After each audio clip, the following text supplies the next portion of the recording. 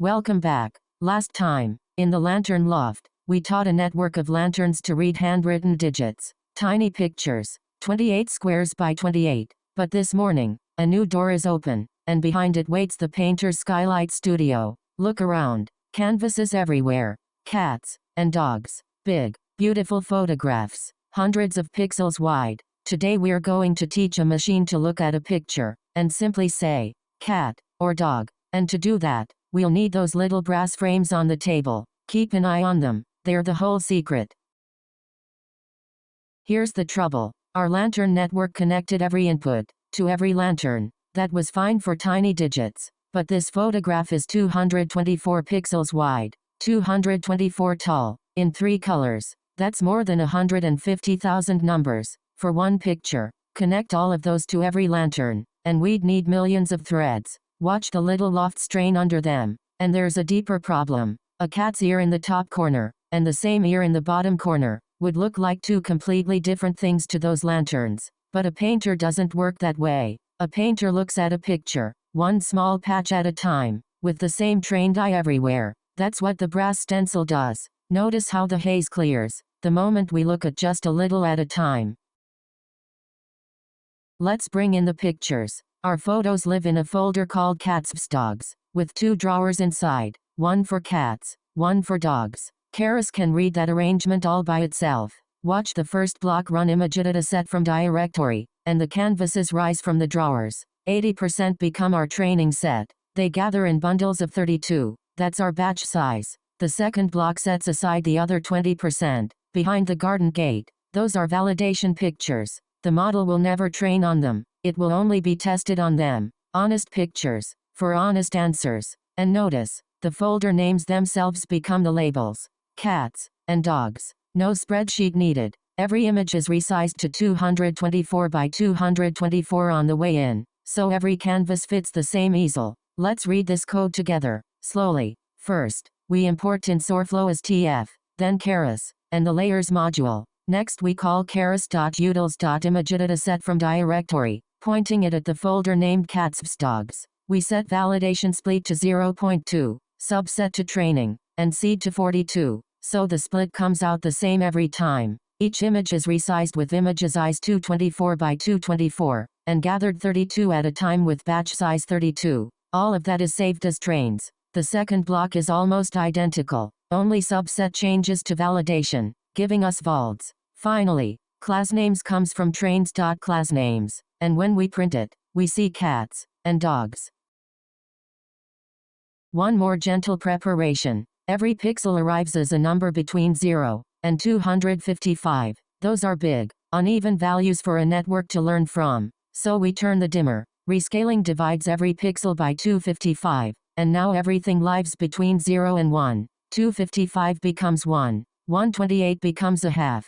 0 stays 0. Nothing about the picture changes. Only its numbers become calm. Small, steady numbers help the learning settle smoothly, like even light across a canvas. We'll tuck this layer right inside the model itself, so it happens automatically, every time. Let's walk through this line, gently. We create a variable called rescale, by calling layers.rescaling, with 1 divided by 255. That single fraction is the whole dimmer. The comments above remind us why. Pixel values arrive between 0 and 255, and we scale them into a gentle 0 to 1 range. The last comment shows the effect. A pixel worth 255 becomes exactly 1.0, a pixel of 128 becomes 0.50, and 0 simply stays 0.0. Nothing else changes, only the scale of the light.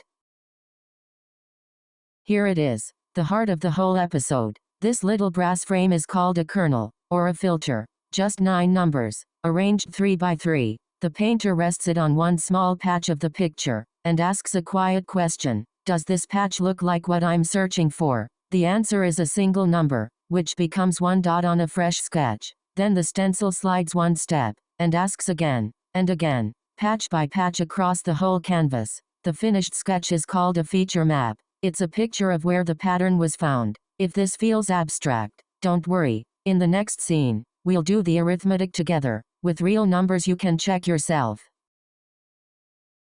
Now, let's watch it learn. Step by step. No hurry. Look closely at the canvas. Near the kitten's ear, each tile has a brightness number. Dark tiles are small numbers. Bright tiles are close to 1. Position 1. The stencil settles down. Its own 9 numbers are simple. -1 on the left column, 0 in the middle, +1 on the right. A stencil like this is searching for places where dark meets light. An edge. Now the arithmetic. And you can check every step. Each patch tile is multiplied by the stencil number beneath it. 0.1 times -1. 0.4 times 0. 1.0 times 1. And so on. All 9 pairs. Add them up. 2.7. A strong, positive answer. Yes, there's an edge here. One bright dot appears on the sketch. Position 2. The stencil slides one step right. New patch. Same stencil. This time the sum is 1.7. Still an edge, but softer. A dimmer dot. Position 3. Flat for bright tiles on both sides.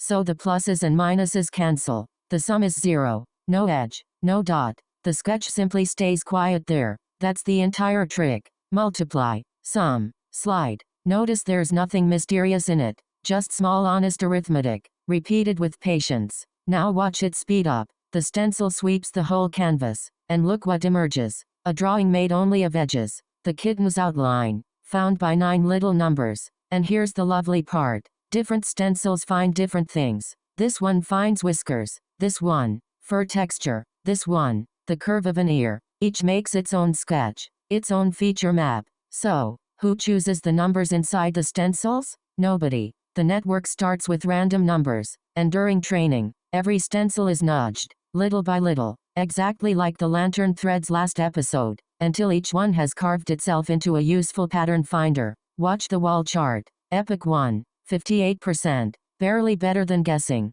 Epoch 5, 76. Epoch 10, 89. Epoch 20, 97%. The stencils taught themselves what to look for. If you take one idea from today, let it be this. Follow the code with me, line by line. First we import NumPy as NP. Then we build a small array called patch. 3 rows of 3 numbers. 0.1, 0.4, 1.0 on top, 0.0, 0.5, 0.9 in the middle, and 0.1, 0.3, 1.0 below. Next comes kernel, -1, 0, +1, repeated on all 3 rows, our vertical edge stencil. Then the heart of it, value equals np.sum of patch times kernel, every tile multiplied by its partner, and all 9 results added together. When we print value, we see 2.7, one bright dot on the feature map.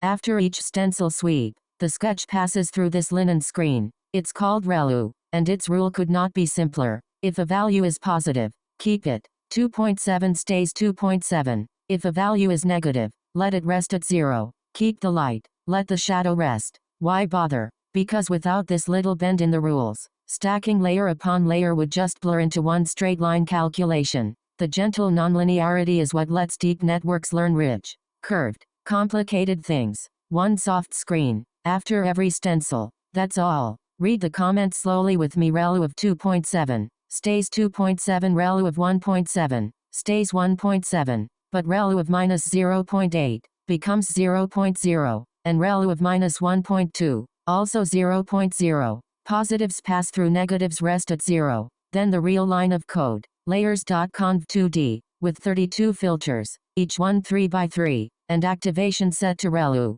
That last argument is the linen screen itself. So every sketch those 32 stencils make, passes through this gentle rule automatically. No extra step needed.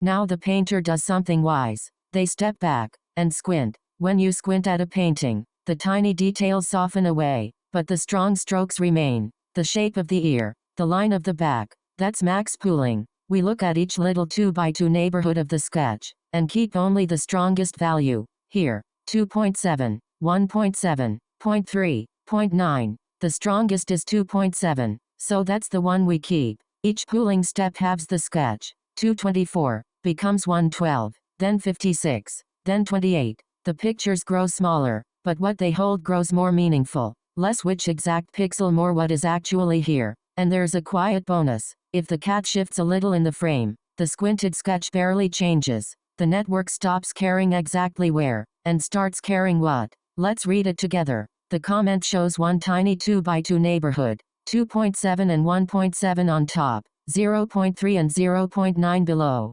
Max pooling keeps only the strongest of the four, 2.7. The working line is layers.max pooling 2D, with a pool size of 2 by 2. That's the little window we squint through. And the last comment traces the easel sizes as the sketches shrink. 224, to 112, to 56, to 28. Each pooling step halves the sketch, and keeps only what matters most.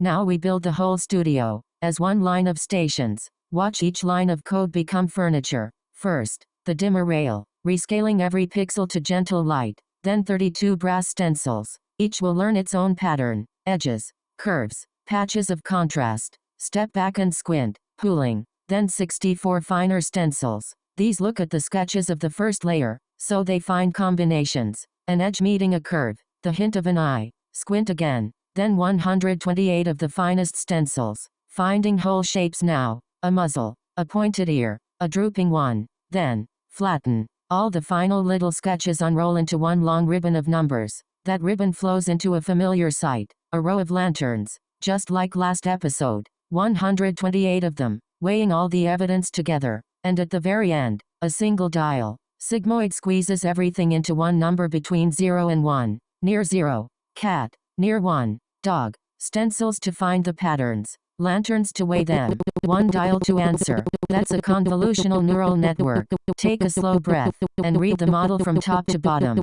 First, data augmentation is its own small sequential. Random flip horizontal. Random rotation 0.1. Random zoom 0.1. Then the main model begins with an input layer shape 224 by 224 by 3. The augmentation goes in next. Then rescaling. 1 divided by 255. Now the stencils. Conv 2D with 32 filters and relu. Then max pooling 2D 2 by 2. Conv 2D with 64. Pooling again.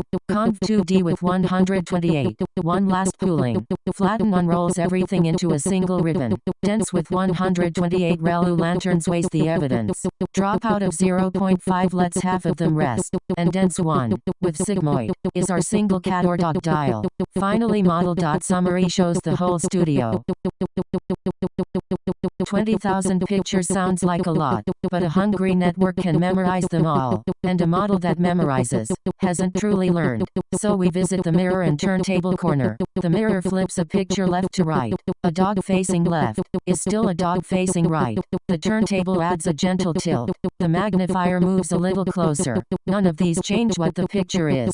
They're honest variations. The same truth, seen slightly differently. Every epoch, each picture arrives freshly flipped, tilted, or zoomed, so the network can never memorize an exact canvas. It has to learn what catness and dogness actually look like. More variety, without a single new photograph.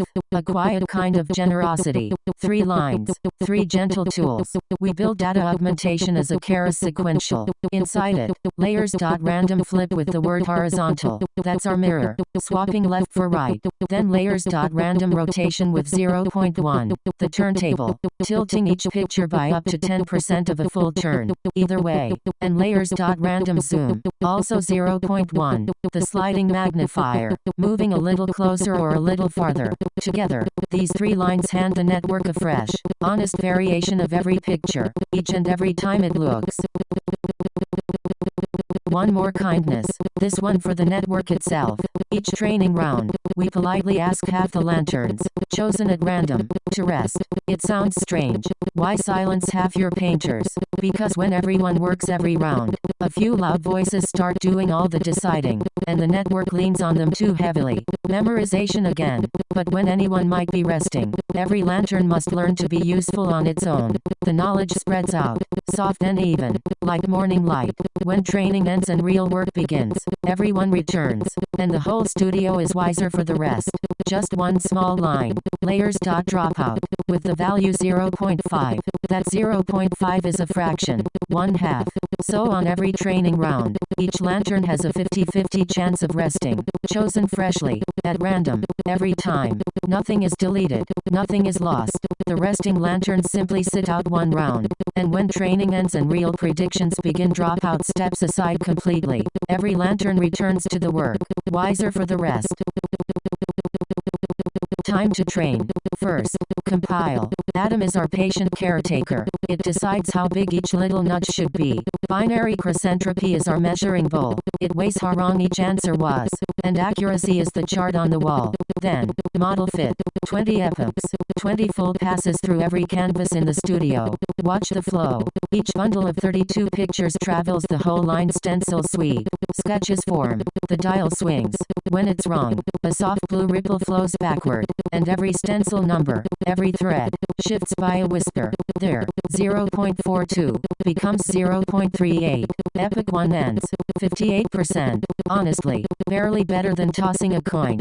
That's alright. Every studio starts on skill. Epoch 5. 76. The stencils have found edges and textures now. Epoch 10. 89. Ears, muzzles, whiskers. Epoch 20. 97% on training. And on the validation pictures, the ones behind the garden gate, never once studied. 94. That gap matters. It's small, which tells us the studio truly learned, rather than memorized. The mirror corner and the resting painters did their quiet work. 2 blocks. Read them slowly. First, model.compile. The optimizer is Atom, our patient caretaker, sizing every little nudge. The loss is binary crescentropy, the measuring bowl for 2-choice questions like cat or dog. And metrics is a list holding accuracy, the chart we watch on the wall. Then the second block model.fit. We hand it trains, the training pictures. We set validation.autovaults, the pictures behind the garden gate, and epochs to 20. So the studio makes 20 full passes. Everything the training reports, every accuracy, every loss, is kept in the variable called history, and we'll draw from it soon. Now the honest measurement. Model evaluate walks every validation picture past the dial. 5,000 canvases the model has never trained on. 94%. The quilt tells the fuller story. 2,356 cats correctly called cats. 2,344 dogs correctly called dogs. And the mistakes. 144 cats mistaken for dogs. 156 dogs mistaken for cats. Often the genuinely tricky ones. A fluffy dog curled up like a cat mid-leap. Look at the 2 curves rising together, close as companions. When training accuracy soars but validation lags far below, that's memorization. Ours stay near each other, which is the sign of real learning. Take a moment here. This is a good result earned gently. First line model.evaluate on vaults. It returns 2 numbers, valus and valaccuracy, caught together on the left. Then a print with an F-string formatting valaccuracy as a percentage. 94.00%. Next, we import matplotlib.pyplot as PLT. We plot history.history at accuracy labeled train, and history.history at valaccuracy labeled validation. We name the x-axis epoch, the y-axis accuracy. Ask for a legend, so each line carries its name, and plt.show draws the chart. 2 curves, rising together, close as companions. A visitor has brought us a photograph. Let's see what the studio thinks. We load the image, resize it to 224, and turn it into an array of numbers. One small detail. The model always expects a batch, even a batch of 1. So Expandims wraps our single photo in a little parcel of its own. Then, model predict. Watch it travel. The stencils find the edges, the whiskers, the fur, the sketches shrink and sharpen. The lanterns weigh everything they see, and the dial settles at 0.008. Remember, near 0 means cat. So the studio says, cat, 99.2% sure. From raw pixels to a confident, checkable answer, in a heartbeat. And every step of that heartbeat is arithmetic you have now seen with your own eyes. Follow the photograph through the code. We import NumPy as NP, and from Keras utils we bring in loadimg and imtore. Then img equals loadimg on visitor photo.jpg. With target size 224 by 224, imtore turns it into x. Shape 224, 224, 3. Then np.expandims with axis 0, wraps it as a batch of 1. Shape 1, 224, 224, 3. Now model.predict of x, and we take the first row, first value, that's prop dog. If prop dog is greater than 0.5, we print dog with its confidence. Otherwise we print cat, using 1 minus prop dog. Today it prints cat, 99.2% sure. Our studio learned everything from nothing in 20 epochs. But there's a gentler path. Meet the visiting masters. MobileNet 2, ResNet 50, EfficientNet, BGG 16. Each has already studied more than 1 million photographs of 1,000 kinds of things. They already know edges, textures, eyes, for years of looking, folded into their stencils. This is transfer learning. We invite a master in and borrow their eyes. Watch the code included op equals false means. Bring your experienced stencils, but leave your old final answer behind. Trainable equals false gently seals their wisdom in place. We won't disturb what took so long to learn. Then we add only our own small ending, a pooling step, a touch of dropout, and one fresh tile for cat versus dog. That little ending is all we train. One note of care. MobileNet 2 prefers its light between -1 and 1, so its rescaling line looks a little different. Every master has their preferences. 5 epochs, 97%, faster than our from-scratch studio, and finer, when your own pictures are few. This is almost always the kind thing to do. Stand on patient shoulders. This one deserves a slow reading. Basemetal comes from Keras Applications MobileNet 2, with vintage 8224 by 224 by 3, included offset to false. So we borrow the eyes but not the old answer, and weight set to imaginative experience from 1.4 million pictures. Then basemetal.trainable equals false. The wax seal on the master's wisdom. Next, transformatal, a sequential, an input layer, our data augmentation. Then rescaling with 1/127.5 and an offset of -1, because MobileNet 2 likes its light between -1 and 1. Then the basemetal itself. Global average pooling 2D, a light dropout of 0.2, and one dense sigmoid dial. We compile with atom and binary cross-entropy, fit for just 5 epochs, and reach about 97%. 20 epochs of learning live in those stencils now. Let's keep them safe. One line, model save, the whole studio, every stencil number, every lantern thread, the architecture itself, folds into a single file catsdogsn.keras, and whenever we need it again, LoadMiddle unfolds it, exactly as it was. No retraining, no waiting, wrapped in paper, tied with ribbon, and shelved beside its brothers and sisters.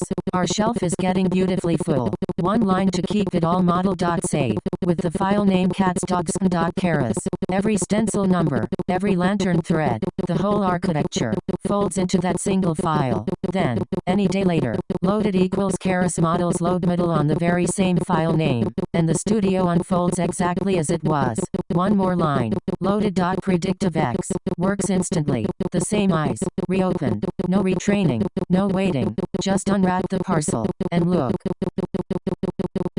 Where do these little stencils travel once they leave the studio? Everywhere pictures are. The plant app on a gardener's phone. The wildlife camera that knows a fox from a neighborhood cat. The greenhouse robot checking leaves for the first sign of blight. In clinics, CNNs help doctors read x-rays and scans. Always suggesting, never deciding. The final word belongs to human hands. Drones over orchards.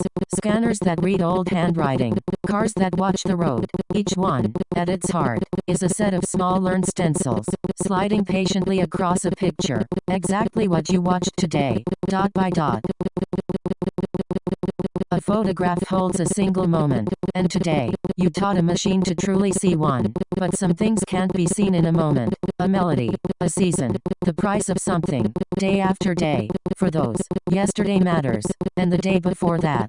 Through this door, a river carries the days past a little wooden house, and inside it, we'll meet a network that remembers, and gently chooses what to forget.